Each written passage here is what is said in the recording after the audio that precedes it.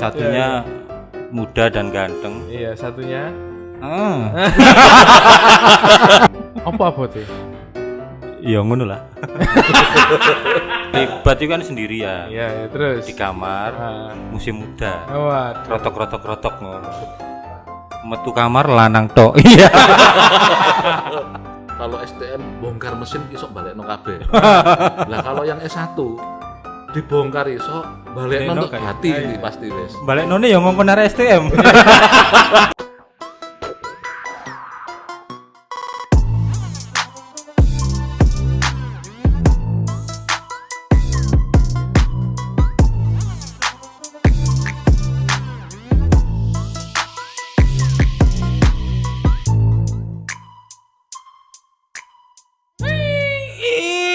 Samyang lagi bersama MK Surabaya. Salam Bamble dari Bamble Indonesia. Ya, kembali bersama saya Kevin Pancang. Saya Kadir Kabel. Saya Jude Jebardian. Nah, hari ini adalah hari yang spesial. Ya. Kelihatan. Iya, Bintang tamunya betul. spesial. Karena yang kemarin kita undang 3 diakon yang akan ditabiskan menjadi romo, imam. Kali ini kita mengundang 2 frater yang sudah ditabiskan menjadi ditabiskan diakon. Ya? Iya, sudah ditabiskan jadi diakon. Ditabiskan menjadi diakon. Luar biasa. Tepuk tangan. Ayo, tepuk tangan. Makasih. Tapi sebelum itu, Hah? ada berita baik dulu. Oh, tapi ada berita baik dulu. Iya, bacakan berita baik dulu. Diakon sudah menjadi frater. Salah. Frater Ini sudah. berita baik. Oh iya. Apa berita baiknya, Berita Mas? baiknya ini per hari ini 22 Juni dari kompas.com, Kota Madiun jadi zona hijau COVID-19. Luar biasa. Jadi sudah hijau ya? Sudah hijau. Menurut Wali Kota Madiun, zona hijau ini bukan berarti warga bisa seenaknya. Nah, itu rungokno gue. Karena sudah 0 kasus di Madiun, sudah 0 kasus per hari ini. Oh, iya. Tapi tetap jangan seenaknya makan pecel yo, biasa. Iya. Ojo nganggo sikil. Iya. Ya, saya menghargai usahanya untuk melucu. Iya. Ya. Tetap harus protokol kesehatan, tapi selamat buat Cah Madiun. Luar biasa. Mantap. Zona hijau ya. Nah, kita hari ini juga dapat endorse dari Aneka Market. Luar biasa. Ini tanggalan ya, cek di Aneka Market. Luar biasa. Nah, hari ini kita kedatangan 2 diakon yang kemarin sudah ditabiskan menjadi diakon. Ya. Monggo diperkenalkan sedikit profilnya, asal parokinya di mana. Monggo, siapa dulu diakon? Ya, saya Elva Permadi. Saya dari paroki Sakramen Maha Kudus Pagesangan Surabaya. Oh, Pagesangan. Luar biasa. Saya Handi Widiono, asal paroki dari Paroki Santo Yosep Mojokerto. Mojokerto. Nah. Terus Satunya apa? parokinya sudah ya? Paroki sudah. Rumahnya di mana? Jadi Pagesangan sama masyarakat. Satunya muda dan ganteng. Iya, satunya.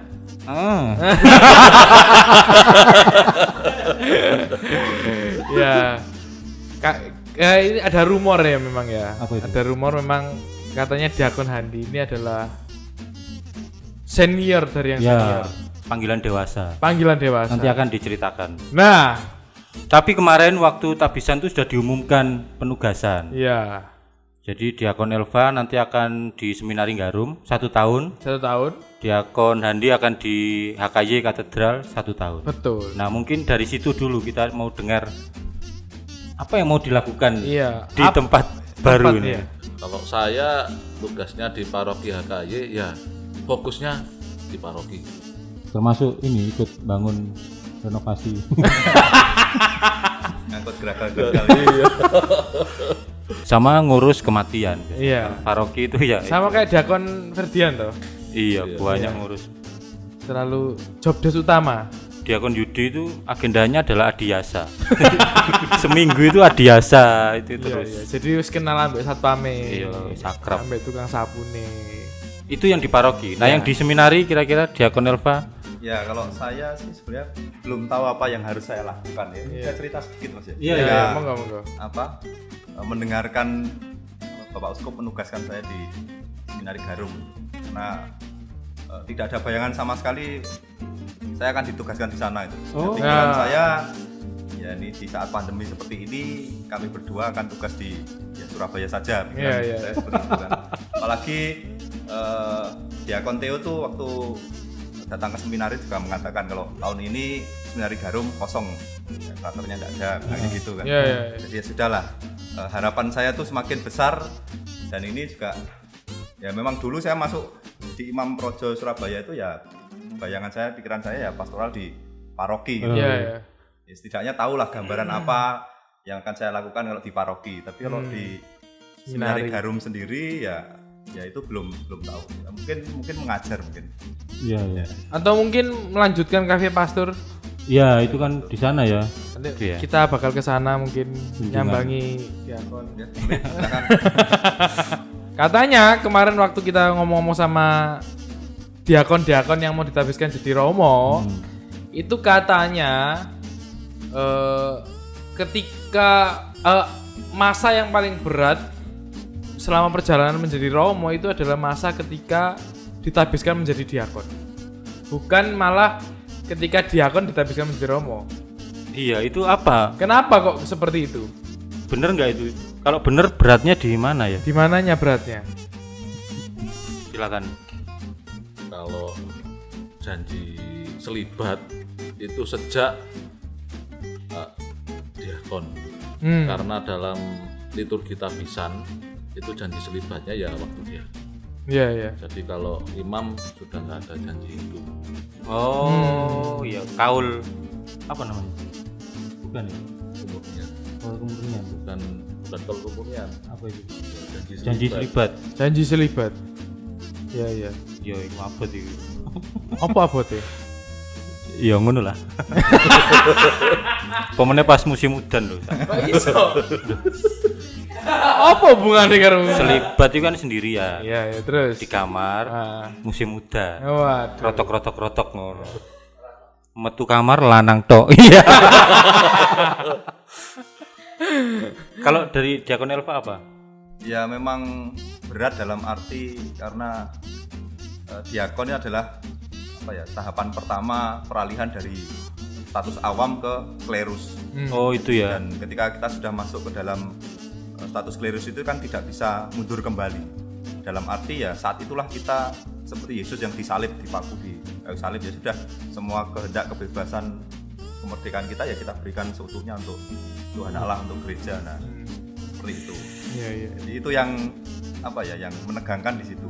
Karena kan ya secara manusiawi kita pasti punya keinginan pribadi lah. Sama ya kita sebagai kalau saya sih merasa masih muda ya, orang masih muda kan punya banyak ya pengen kemana gitu lah. Tapi ya semuanya harus disalibkan. Dan itu yang membuat ya ini iya ndak atau maju atau tidak. Jadi ya sudah saya. Kira-kira selama perjalanan sampai ke jadi diakon ini kira-kira ada nggak pergulatan terbesar? Atau ini ya pergulatan terbesar atau mungkin pernah di titik nol, aku gak ngini-nginian lah. Titik nol suara Surabaya. Mungkin waktu masih frater atau pernah merasakan aku tak dadi wong biasa gitu. Nah, itu ada nggak? Pernah nggak? Siapa dulu? Diakon Handi. Kalau saya pribadi itu ya sejak pertama sejak kan memang kalau ngomong sejarah panggilan tuh panjang. Kalau saya ini memang sejak pertama itu saya sudah sadari kalau saya sudah memilih menjadi imam dan memang rahmat itu diberikan kepada saya oleh Tuhan. Konsekuensinya itu sudah saya sadari sejak pertama. Seperti itu. Dan memang untuk menghayati itu ya pasti ada proses jatuh dan bangunnya. Jatuh bangun itu yaitu proses hidup. Seperti kalau sebelum saya masuk seminari seperti itu. Ya, itu pertanyaannya soal sejarah panggilan. Secara ringkas Saja. ringkas Nggak usah mulai SD, nggak usah. Guru SD siapa nggak usah. Ya, mulai ada panggilan. Itu Merasa yakin ya. bahwa oh iki panggilan. Ya, itu. Silakan. Wah mas, nggak boleh cerita guru SD ya. Padahal cerita saya itu mulai SD nih. Ya dipersingkat Ya, aja. dipersingkat aja. SD langsung STM.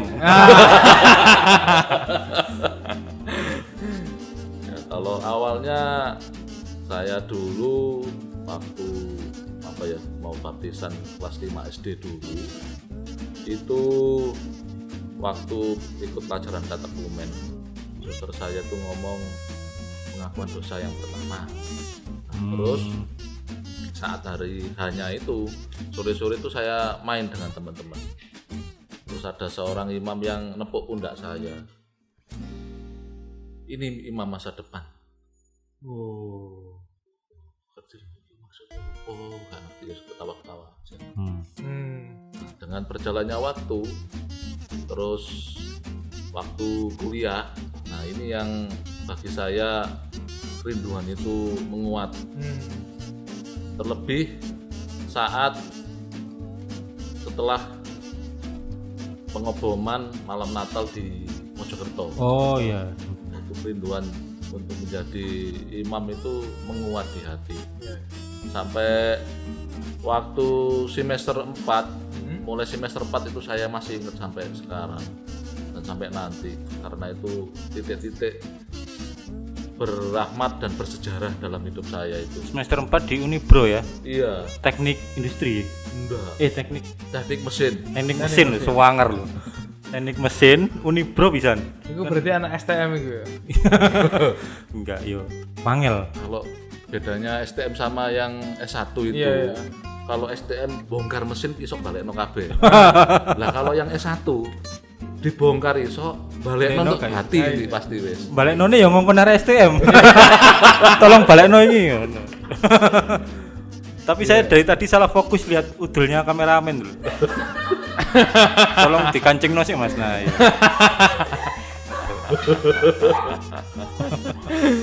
iya. Ya.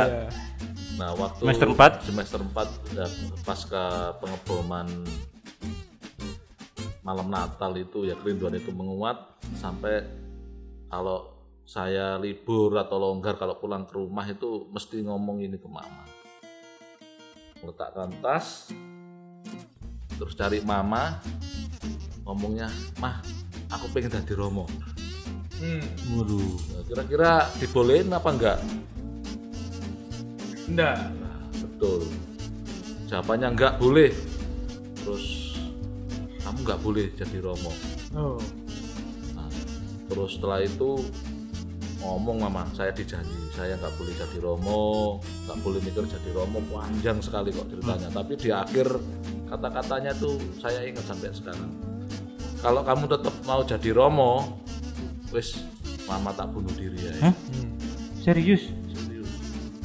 Itu ngomong gini terucap gini. Iya. Serius. Waduh. Tapi sampai sekarang tahu nggak alasan kenapa kok tidak Kenapa, iya? memperbolehkan tuh? Kalau sampai sekarang tahu sih, tapi dalam artian mama nggak ngomong secara langsung. Iya, iya. Dugaan diakon apa? Dugaan itu, yo sing digandol itu saya. Diakon ini berapa bersaudara?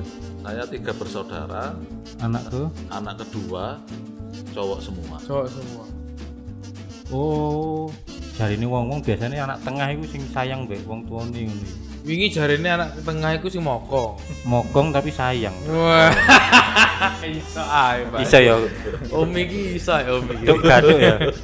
Tapi memang bener paling sayang sama. Iya.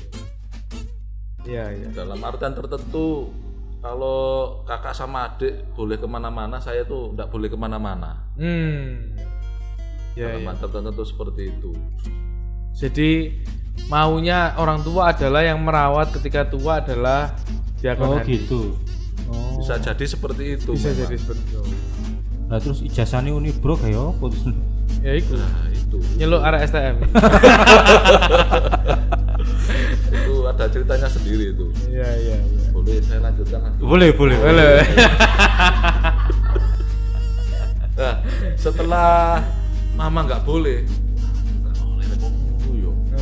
Nah, terus saya apa guru? Oh iya, Iya, nembak tanya papa. papa dulu. Terus saya temui papa. Lah, aku pengen jadi romo pak. Terus jawabannya papa itu boleh. Tapi nek wis tuwek masuk no panti jompo ae. Oh itu berarti ya nggak boleh berarti ya? Iya, berarti nggak boleh. Ya sama, harapannya adalah yang merawat nanti ketika tua adalah. Oh. Ya. Iya. Ya ampun. Nah, terus kan nggak boleh nih doa orang tua. Terus, wes akhirnya Benar-benar sudah menghilangkan itu Iya. keinginan itu atau masih disimpan terus keinginan itu atau? Kalau waktu itu tidak saya hilangkan, tetap ada. Tapi wis babal lah wis. Ya apa katene Iya, sekali iya, iya. kabeh ngene iki. Heeh. Ya biarlah. Heeh. terus Ada satu lagu di Puji Syukur itu yang apa ya sampai sekarang itu saya senengi. Aku dengan bisikan suaramu menggema lembut di dalam aduh merinding. hatiku. Maksudnya itu panggilan tuh menggema terus gitu. Iya, tetap ada. Aduh. Dan itu menjadi apa ya pergulatan tersendiri. ya Nah setelah Jadi ambek bukai mesin gini. aku dengar bisikan RSM. Sampai lulus Unibra. sampai lulus, nah ini ada kejadian yang bagi saya itu ya penting juga. Mama kena stroke. Pas sudah lulus itu. Waktu itu masih ngerjakan skripsi. Oh. Heeh. Pulang akhirnya. Pulang ke Mojokerto, terus saya lihat wah ini kena stroke. Ben. Nah sebelumnya juga saya juga sudah merawat papa. Terus setahun kemudian itu kejadiannya tahun 2003, Desember 2003. Desember 2004 papa itu enggak ada. Sebenarnya dulu itu setelah lulus saya ngelamar kerjaan itu sudah diterima di Jakarta. Tapi berhubung lihat kondisi orang tua Orang seperti tua. itu Nggak diambil. dan sudah diterima, waktu mau berangkat besoknya saya pamit. Ya, Bu. Waktu itu saya ingat kata-katanya masuk pentego ya mamamu kondisi ini kayak ini. Akhirnya mengurungkan Iya, nggak jadi ke nggak Jakarta. jadi. Oh Jakarta kadohan paling. Iya. Oh Surabaya. Nah waktu apa? Setelah lulus itu sudah nasibnya tuh seperti yang mau di Jakarta itu. Ya wis kare yo berangkat pamit jawabannya sama Nggak boleh. nggak boleh seperti itu sampai akhirnya papa nggak ada terus opo sing kate ngerawat Iya. akhirnya Akhirnya ya merawat. sepertinya harapannya papa mama itu kejadian Berarti merawat mama itu gak kerja sampean. lu kerja Di Mojokerto. di Mojokerto tapi Oh. Iya. kerja di Mojokerto Bubuti mesin juga enggak ya? Mantau arah STM. Kerja formal lah, biasa. Korlap. iya Iya. Kerja biasa sambil jagain mama. iya Nah, terus dari habis sakit, mama sakit sampai akhirnya yaitu mama nggak ada itu berapa tahun? itu selangnya 9 tahun 9 tahun. terus kalau papa itu 2 tahun saya ngerawat 9 tahun. Masuk seminari ketika umur? nah ini dia Nah, ini. Ya, saya kan ingin tahu. nah saya masuk seminari itu usia 32 Oh. Kalau Nah, sekarang Diakon Elva, sejarah panggilannya bagaimana dia? Ya saya itu masa kecil saya di Madiun, jadi asli orang Madiun. Sampai SMP saya di Madiun, baru tahun 2000 itu keluarga hijrah ke sini, ke Pacitan itu. Nah dulu waktu SMP itu melihat seminaris itu kok keren gitu. Jadi SMA mana mas? SMA seminaris gitu. Waktu itu ya keren gitu aja. Ya saya pengen keren aja gitu. Jadi tidak ada motivasi ilahi. Pastor itu tidak ada. Motivasi duniawi berarti. Motivasinya Keren. sangat propan ya. Nah terus juga selain itu saya melihat kakak tingkat saya waktu itu dulu SD-nya itu pokoknya nakalnya kayak setan gitu. Tapi ketika dia masuk Seminari Garum, pulang itu sudah klimis terus pakai celana kain biasanya. Iya Kan? seminaris celana kain terus pakai baju berkerah itu kan. Iya. Pokoknya jadi orang yang berbeda gitu loh. Manusia baru. Ngomongnya ditoto biasanya. Kan frater kan ngomongnya. Iya. Nah, itu yang menggerakkan saya untuk masuk Seminari Garum. Seminari Garum dengan motivasi yang seperti itu. Iya. Itu seminari menengah. Seminari menengah. Ya. Jadi setelah SMP lulus lalu masuk Seminari Garum. Lalu di sana pun juga waktu suruh menentukan nanti mau lanjut ke seminari tinggi apa itu juga tidak ada gambaran juga. Jadi saya hanya patokan saya adalah waktu itu saya akrab dengan kagum dengan sosok kakak tingkat Romo Teguh Karmel yang sekarang sudah di Jember. Jadi waktu saya kelas 1 dia kelas 4 dan dia jadi sosok kakak tingkat yang ya sangat saleh lah dan dekat dengan saya. Jadi ya sudah saya ingin ikut kakak tingkat itu. Akhirnya saya pilih ke Karmel itu karena ada kakak tingkat itu. Jadi tidak ada motivasi yang sangat dalam. Nah, ketika menjalani masa novisiat di sana itu saya merenungkan kok ini bukan panggilan saya lah. Dan saya pikir Karmel itu pertama-tama itu berdoa.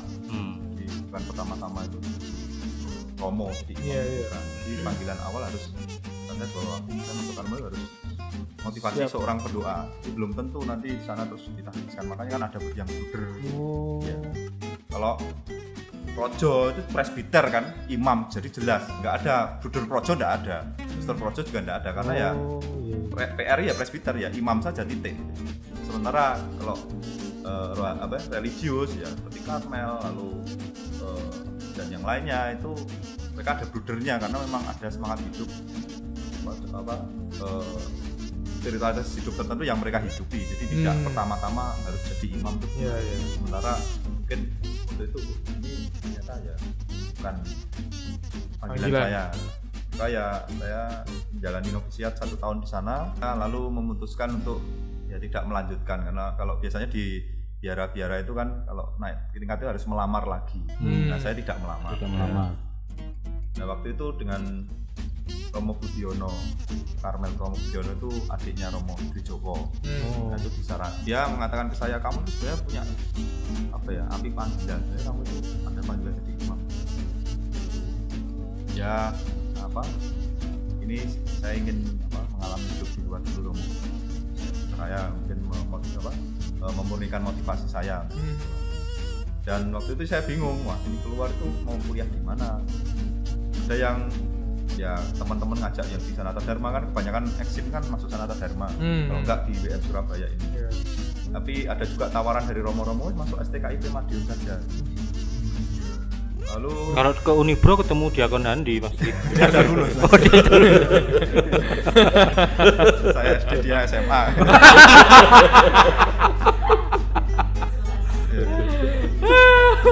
Beda generasi ya. Akhirnya masuk Widya Yuwana. Enggak, saya masuk IP Malang. IP Karena Malang. ibu saya kan lulusan situ juga dan sekarang kan di Kementerian Agama di Surabaya. Ibu PNS berarti ya? Ya, jadi ya dia pas masuk IP saja. Ini di Kemenak waktu itu namanya Depak ya. Depak itu nanti generasi ibu ini banyak yang pensiun gitu. Nanti yang gantikan siapa? Kamu masuk IP saja. Itu apa? Institut Pastoral Pastoral. Indonesia. Itu sinau apa itu? Ya, sinau tentang pastoral. Namanya kan pastoral. Institut Pastoral. Ya sebenarnya pendirinya sama Romo IP dan STKIP itu sama, Romo Jansen CM pendiri sama. Terus dalam perkembangan sejarahnya lalu bagaimana kok beda yayasan itu saya yang kurang tahu. Ya jelas saya ya sudah kuliah di situ lalu ya Sampai lulus dia kan. Ya sampai lulus ya sampai jadi guru agama. Wih. Banyuwangi waktu itu. Nah, yang apa ya? Titik panggilan saya itu mulai muncul tuh ketika saya KKN di Tanjung Selor. Sekarang itu Kalimantan Utara. Kalimantan Utara. Saya di sana waktu itu katedralnya belum jadi, masih ya belum seperti semegah seperti sekarang. Jadi saya masih ikut angkat-angkat material. Katedral Tanjung Selor yang sekarang itu saya dulu ikut materialnya bersama Romo Junet Riyatmo, Projo Semarang, sekarang di Klaten itu, dan Romo Adita MSF yang sekarang di Semarang. Jadi, saya ngalami itu. Nah, justru di sana itu panggilan saya muncul ketika melihat para Romo Projo Semarang dan MSF itu di tengah kondisi medan pastoral yang sulit itu, tetap semangat, tetap enjoy, itu yang bisa itu loh. Bisa ya. Itu yang, dan saya di sana kan sebagai guru dan katekis lah. Kalau katekis kan ya memang saya mengajar agama tapi pelayanannya kan terbatas. Untuk pelayanan sakramental kan harus orang yang tertabis gitu, harus romo. Sementara umat di sana itu sangat banyak, lebih banyak dari di sini, dan pelayan tugas pastoralnya sangat sedikit. Ya. Itu yang membuat saya ingin jadi imam kembali. Lalu ketika pulang ke Surabaya, Romo paroki saya waktu itu, kepala parokinya ada Romo Sri Anano, Romo Nano. Romo Nano itu kan sangat getol dengan panggilan. Seminaris, lalu dengan pater-pater yang dari Pagesangan itu selalu dia berikan semangat, dan orang-orang muda itu selalu diajak, ayo seminaris. Dan pas kok ya itu tadi saya menyampaikan Romo, setelah saya dari Tanjung Selor ke Surabaya ketemu Romo Nano, saya ceritakan gitu pengalaman saya. Wah, saya terpanggil jadi imam. Itu menguatkan saya di tempat ya mulai muntuk lagi lah keinginan untuk jadi imam. Tapi setelah kembali ke Malang kan harus menyelesaikan kuliah dan skripsi dan sebagainya macamnya, kan sempat ya hilang karena tidak didampingi. Kalau tadi ada pembimbing rohaninya, kalau saya kan tidak. Ya sudah, lama-lama api panggilan itu ya mungkin off ya, redup. Sampai suatu kali itu 2013 itu panggilan dari Seminari Menengah Garum itu sangat sedikit, cuma satu saja, dan itu pun dari kelas khusus. Makanya kan Bapak Uskup itu waktu kemarin kami bilang tahun sial atau agak jengkel gitu ya. Jengkelkan itu karena 7 orang. Enggak, karena dari Seminari Garum tidak ada calon. Oh, waktu itu ya. Nah, cuma satu, dan itu pun kelas khusus, dan itu pun akhirnya keluar. Maka karena 2013 itu tidak ada panggilan, maka ya Bapak Uskup jemput bola akhirnya. Nyari calon.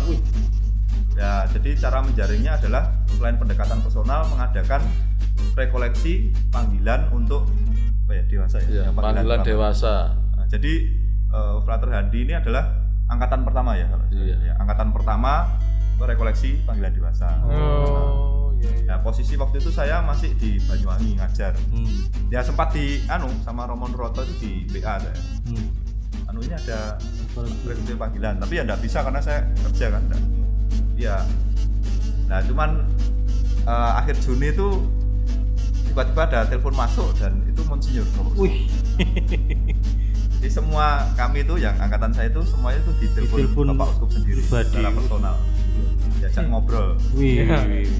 Ya karena Bapak Uskup itu yang telepon akhirnya ya kapan kamu ke Surabaya? Ya gak iso nolak pasti. Ayo kita ngobrol lah ya.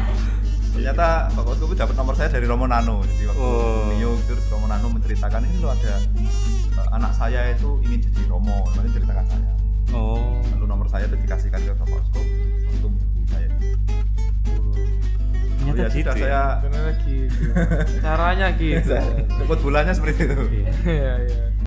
Lalu saya pulang ke Surabaya dan ngobrol-ngobrol dengan Bapak Uskup. Bapak Uskup waktu itu, ya saya masih ingat sampai sekarang, mengatakan, tak salam kamu tuh bisa.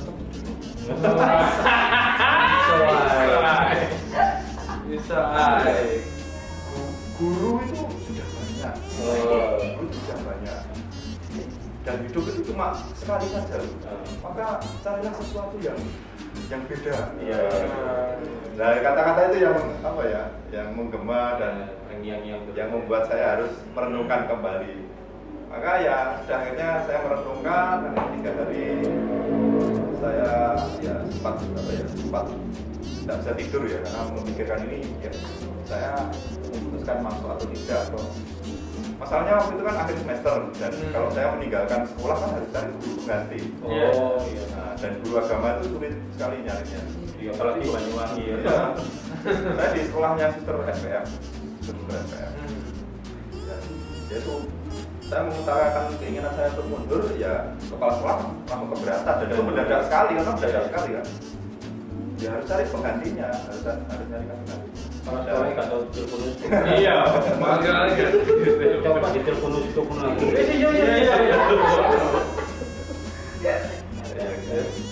Nah, dan ternyata ya memang Tuhan itu sudah menyiapkan segalanya. Kok ya pas ada adik tingkat saya dari Malang juga, baru lulus. Lalu karena dia istrinya itu orang Banyuwangi, lalu ikut istrinya, pas dia juga nyari kerja. Ya kok pas itu, sudah Tuhan itu sudah menyiapkan semuanya. Nemu pengganti, pulang Surabaya. Iya, untuk kembali ke Surabaya. Makanya waktu masuk tahun terakhir itu, ya saya belum masuk saja, belum ada persyaratan kayak lamaran apa-apa itu belum buat gitu loh. Makanya ketika perubahan ini teman-teman angkatan saya kan syukuran mereka di Susteran dan Manusia. Saya tuh masih ngurus legalisir ke Garut. Ini mereka pesta, saya tuh masih buat persyaratan itu melengkapi administrasi ya. Karena waktu itu ya Pak Bosku mengatakan ya kamu masuk dulu saja gitu. Kan kamu sudah lama enggak retret kan, ya anggap aja retret, kalau nanti 3 bulan sana ada perasaan ya silahkan mundur, tidak apa gitu loh. Ya ternyata ya sudah saya masuk lalu lanjut sampai sekarang. Jadi langsung ketemu di tahun berani sama dia. Ya. Jadi itu masuk yang ke seminari tahun rohani sama Jaman itu umur berapa? Saya masuk umur 25. Umur 25. Iya. Ya, itulah ya. Tingkatnya sangat maksudnya susah dibayangkan loh. Iya. Sudah Apa nih juga? ya macam-macam, ada yang sudah pernah kerja lalu balik, ada yang harus merawat orang tua, Saya ngopi di sini. siapa? Oh, kameramen. Itu waktu diajak ngopi sama kopi siapa yang bayarin dia? Jadi cara panggilan tuh ya. Emang marketing ini kalau Suki jagoan. Waktu jadi langsung di episode salah satu episode kita kan yang ditekankan itu loh, kehidupan pernikahan itu begini, kehidupan itu begini, pilih mana gitu. Soal cerita soal masa mudanya, pasti kan juga dianggap kan. Jadi sekarang tua ya. Pasti kan juga pernah jadi OMK ya di paroki masing-masing ya. Atau mungkin aktif di KMK atau silakan mungkin pernah cerita Katolik lah. dulu masa OMK-nya di mana? Di apa? Kalau saya, berhubung rumah saya itu jauh dengan paroki. Kalau saya aktifnya itu waktu kuliah dan setelah pulang dari kuliah. Kalau kuliah dulu saya ya ikut aktif di UMK-nya paroki Katedral Denpasar. Oh, Jadi Arema berarti. Iya. Apa aja itu waktu itu kegiatan? Salah satunya kalau saya jadi rektornya lingkungan. Terus kalau yang di UMK itu sempet buat drama siluet waktu malam Natal. Drama siluet.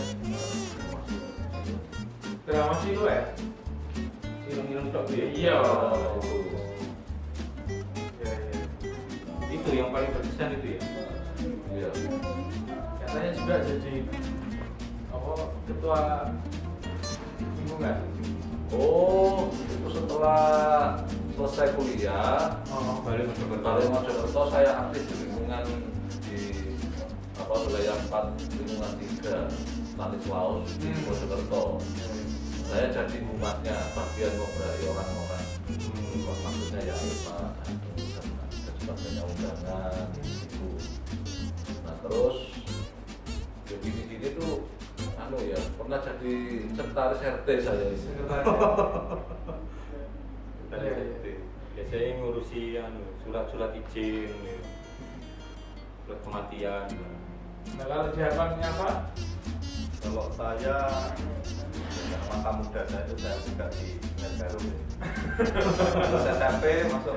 Oh iya. SMA dulu ya tidak ikut OMK mana-mana sebelumnya. Iya. Setelah itu ya masuk novisiat lalu kuliah di Malang. Nah waktu di Malang itu memang beberapa kali saya ikut acara PMP-nya dan di Malang sama Komisi Kepemuda Malang. Ya beberapa kali tapi tidak intens itu karena di kampus itu sendiri itu karena kampus pastoral kegiatan pastoralnya juga banyak maka saya lebih aktif di kegiatan kampus. Tapi sempat icip-icip ini kegiatan PMP dan Oh ya, jadi seperti LKTP, LKTM itu saya pernah. Loh, berarti ketika masuk di Ordo Karman itu kan kuliah tuh, pas kuliah? Oh enggak, Sambil kuliah? oh enggak, kalau di novisiat itu pembinaan sendiri, belum kuliah. Belum. Nanti kuliahnya setelah novisiat ke SRT gitu. Nah keluarnya itu Waktu novisiat, setelah novisiat, kan 2 tahun novisiatnya. Saya tahun pertama, lalu waktu mau naik tahun kedua itu saya belum sempat kuliah. akhirnya terus ke Banyuwangi.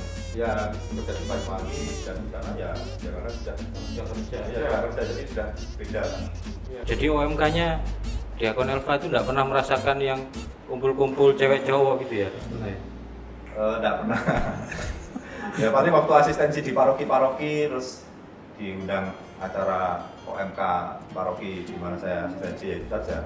Nah, kira-kira sebenarnya apa ya? Diakon ini melihat nggak sebenarnya keprihatinan di teman-teman OMK itu apa sekarang? Iya, yang dirasakan, Yang dirasakan, ya. dengar yang paling besar Keprihatinan. tentang OMK itu apa? Menurut dua Diakon. Ya kalau saya sendiri ya ini subjektif ya. Iya. Tidak generalisasi. Kalau dari kacamata saya sendiri itu anak muda sekarang terutama OMK itu mengalami dalam tanda kutip kedangkalan. Dalam arti ya karena teknologi yang begitu canggih lalu ilmu pengetahuan yang sangat sangat menekankan akal budi dan sesuatu itu dianggap benar itu kalau bisa dibuktikan, bisa dilihat rasionalitas ya. Kasat mata gitu kan. Nah, sehingga akhirnya kedangkalan itu dalam hal rohani terutama. Karena saya pernah mendampingi beberapa kelompok anak muda itu dan banyak yang bertanya itu mengenai bagaimana saya itu bisa betul-betul menggandengkan ekaristi dengan kehidupan saya sehari-hari. Kenapa kok saya itu ikut perayaan misa itu kok merasa tidak bermakna, kering. Pertanyaan itu saya kira ya ini mungkin pengaruh dari itu tadi, dari perkembangan ilmu pengetahuan sehingga mempengaruhi pola pikir anak muda sekarang bahwa sesuatu yang benar itu ya hanya yang bisa dibuktikan. Sedangkan yang rohani, iman itu karena tidak bisa dilihat, tidak bisa dirasakan ya. Maka itu sesuatu yang tidak diprioritaskan gitu. Jadi mengalami kedangkalan itu tadi. Dan juga karena arus informasi yang sangat deras ya di era ini ya, dari HP ataupun dari media yang lain sehingga membuat kita itu kurang berefleksi. Jadi informasi yang masuk begitu deras, begitu banyak, tidak ada jeda untuk merenungkan sebenarnya kebenaran apa yang ada di balik ini ataupun apa sih maknanya di hidup saya. Makanya ya ada fenomena hoax gitu kan. Mungkin karena itu ada kedangkalan, jadi kurangnya budaya refleksi, terus kurangnya kemampuan anak muda sekarang untuk mengambil jarak dan melihat dirinya dan lingkungannya dan menemukan ya Allah yang hadir di dalam peristiwa itu. Nah, itu yang ya apa ya jadi keprihatinan saya. Maka ya pesan saya bagi anak muda sekarang ini simple ya. Setidaknya sehari itu luangkan waktu tidak banyak lah, 15 menit saja. 15 menit itu 10 menit duduk diam, meditasi, merenung, lalu yang 5 menit itu berdoa. Itu saja. Tiap malam sebelum tidur duduk saja, apa ya? Ya menenangkan diri, lalu apa? Merenungkan sehari ini tidaknya apa hal baik yang sudah aku lakukan kayak gitu kan. Lalu kita tutup dengan doa. Itu saja, tidak usah lama-lama, 15 menit saja. Nah, itu boleh ditawar dari itu. Itu sudah sangat sedikit sebenarnya. Ya boleh lah. Nanti untuk waktu itu ya bisa Biasakan. Tapi setidaknya hening ya. Jadi habit doa, hening, merenung, merefleksikan apa yang sudah dialami itu saya kira penting. Sehingga anak muda zaman sekarang itu sungguh-sungguh bisa merasakan kehadiran alam ya di situasi yang sangat modern. Iya, saya setuju itu apa kedangkalan itu, apalagi yang poin soal hening itu orang, tapi kayaknya nggak cuma OMK ya, orang kota itu, orang modern itu suruh hening itu susah. Mereka itu rela ikut yoga, bayar sekali pertemuan 1 juta. Waktu yoga itu diajari apa? Meditasi. Hening ngono bayar 1 juta. Lah kan nang jeding ya iso. Karena saking susahnya mencari keheningan tuh. Terima kasih. Jadi keprihatinan sekaligus solusinya. Solusi 15 menit. Namanya solusi 15 menit. Malam menjelang tidur tuh 10 menit untuk mengingat peristiwa. 5 menit doang. Betul, itu solusinya. Kalau kalau jadi apa keprihatinan dan sekaligus solusi. Kalau selama ini saya melihat itu OMK itu identik dengan pencarian jati diri. Iya, betul. UMI, terus kemana saya akan pergi, Betul. tujuan saya bagaimana. Betul. Dan inilah yang menjadi pergulatan batin yang hebat. Yang jadi persoalan, yang menjadi persoalannya bagi saya itu komunitasnya. Entah mereka tuh masuk ke grup yang sehobi, seminar, atau mereka sendiri yang cocok atau apapun itu. Tapi saat mengalami banyak hal itu, mereka melupakan kalau di gereja itu ada satu komunitas ya namanya OMK itu di paroki. Sehingga apa? Ya wajar kalau ditanya pengalaman iman itu nggak tahu karena kumpulannya nggak pernah merenung itu. Kalau saya lihat, ya kalau solusinya ya datanglah ke komunitas-komunitas yang ada di gereja dan marilah Ikut berminat OMK itu ya. bersama. Iya. Tapi kan OMK. Timbangannya melok komunitas reptil kan. Komunitas reptil diskusi biawak kan. Kalau imane blas. Ya OMK. Iya.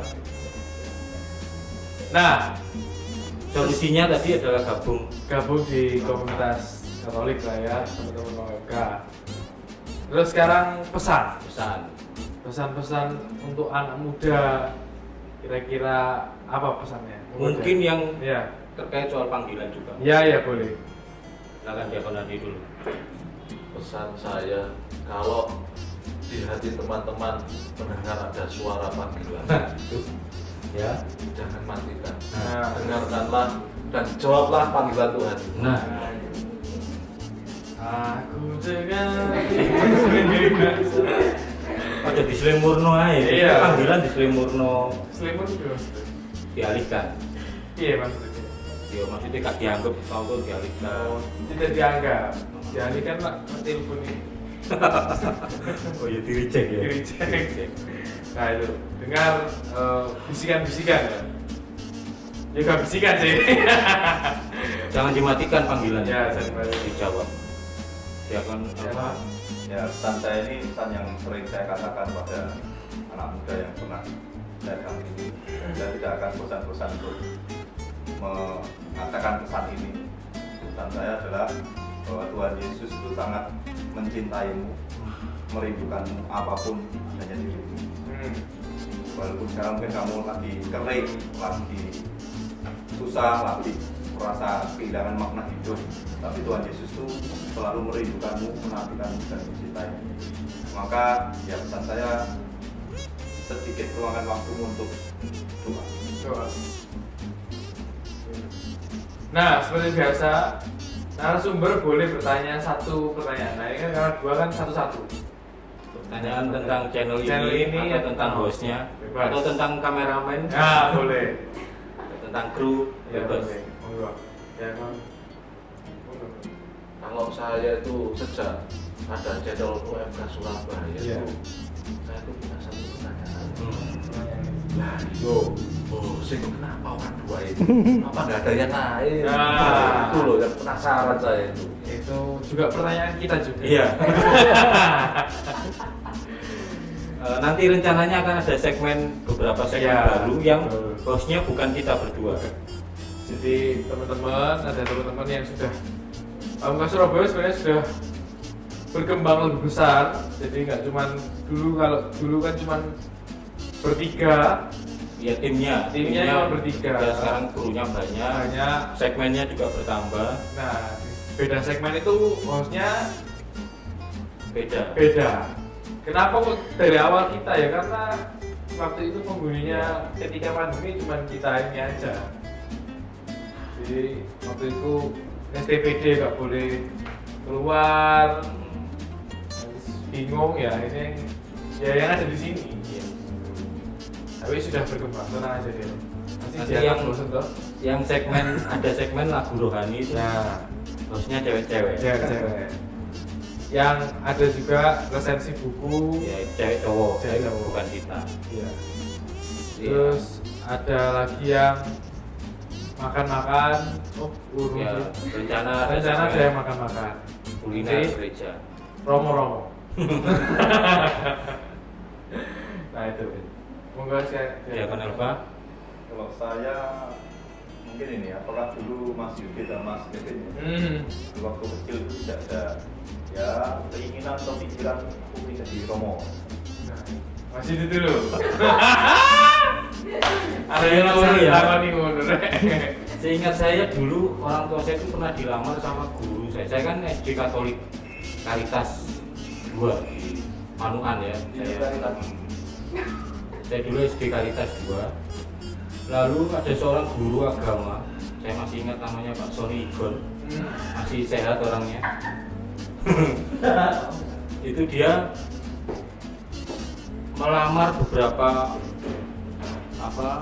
cowok-cowok ke rumahnya langsung. Jadi Pak Sony Igon datang ke rumah saya, terus ketemu papa mama saya, terus minta izin saya masuk seminari. Tapi kayaknya ya memang nggak setuju, dan saya memang Nggak susah. dua-duanya orang tua saya. Oh. Nggak Tapi tahu. Anda sendiri? Saya nggak diajak ngomong. Saya masih dulinan got. Iya. Iya, makanya nggak diajak mabuk. Iya. Mereka lagi ngomong orang tua kan tinggal. Iya. Aku jamban-jamban di adikku. Nah, saya baru tahu diomongin itu setelah sudah mau kuliah. Waktu itu ya karena ada momen ketemu lagi sama Pak Sony Igon itu ditanya dulu Pak Sony pernah ke rumah loh iya dah Untuk lo main god. iya aku ingin cek nang got itu. Iya. Tapi memang ya panggilan saya adalah berkeluarga dengan anak dua. Nah, betul. Kevin apakah mainan got juga? Enggak, saya main empang. Kalau panggilan sejak kecil ada. Semenjak mungkin TK ya. Dulu. Panggilanmu Nyo berarti. Iya. Sejak kecil ya Nyo ya. Nyo bukan panggilan itu dong. Panggilan iman dong. Bukan panggilan nama. Ya, itu ya ada nyu itu ya ada. Nah, karena kan dulu kan saya TK, SD, SMP kan Karolus. Katolik ya. kalau lulus dan waktu itu kan RK kan nggak ada.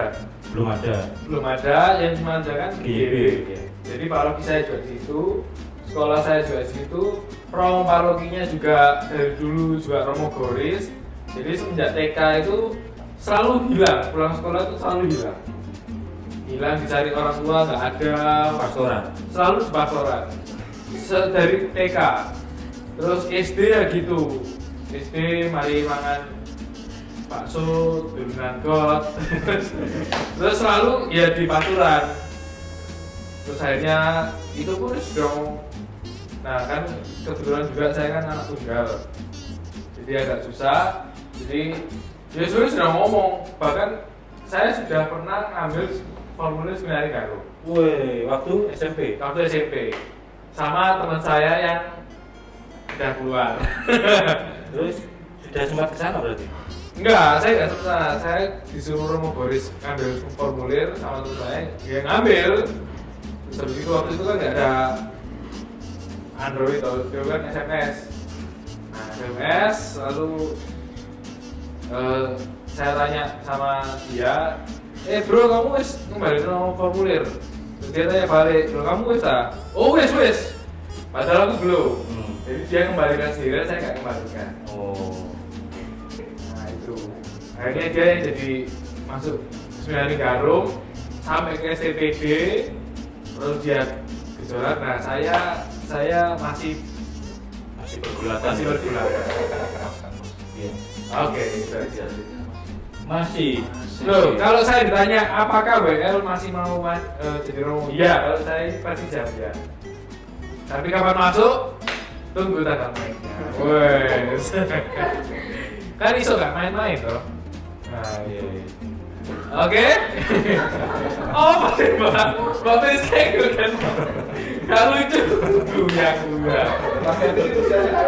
Saya masih 24. Oh, 24. Masih panjang, masih bisa. Boleh. Baru lulus kuliah. Jadi ya masih panjang lah. Nah itu. Oke, lanjut teman-teman. Terima kasih sudah nonton video kita. Jangan lupa juga subscribe, like, and share. Terima kasih juga untuk Diakon Handi dan Diakon Alfa udah mau sharing sama teman-teman OMK Surabaya. Jangan lupa juga follow